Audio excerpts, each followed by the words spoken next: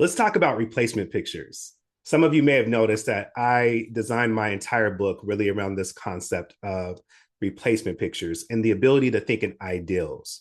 The reason why that's so important is to understand this concept that we move towards what we think about and we think in pictures. This is extremely important. We move towards what we think about, regardless if it's good for us or not.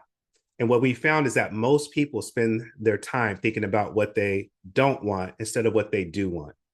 The example that I often use is if you have a little kid who's learning how to ride a bike in a big open green field, and we as the adults see a huge rock, we naturally yell out to the kid, "Watch out for that rock." And without the kid even intentionally doing it, they begin to stare at that rock. And the more that they look at the rock and stare at the rock, subconsciously they begin to steer their bike right into the rock. How did that happen when we told them, look out for the rock?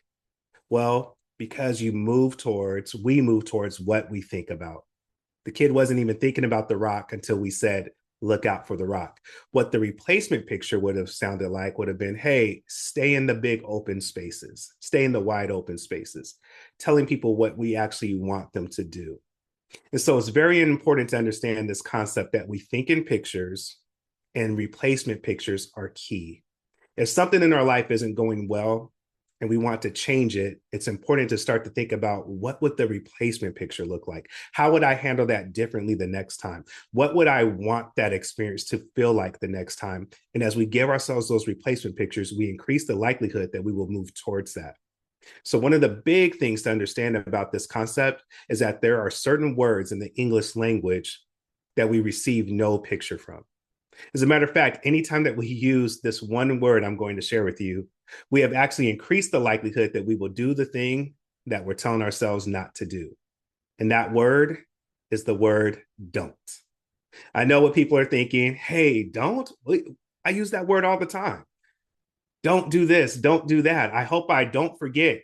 And I'm sharing with you the science behind it that says every time that we use that word, we're actually increasing the likelihood that we will do the thing that we're saying don't do.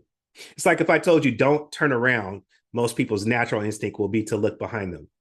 It's like if you're talking to a little kid and you say don't touch that, again, all of a sudden the kid feels compelled to touch the thing that you just said don't touch. You'll notice that they've even changed some of the wording and the slogans throughout the country because the anti-drug slogan used to be don't do drugs. But what that did was it created a picture in people's minds of doing drugs. And so now it's live above the influence, right? Have you ever told yourself, don't trip on something, and then naturally you end up tripping on it?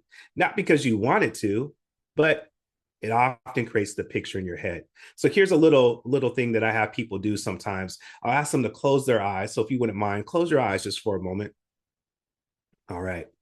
Now that our eyes are closed, I want you to just listen to my words and tell me what picture you see in your head.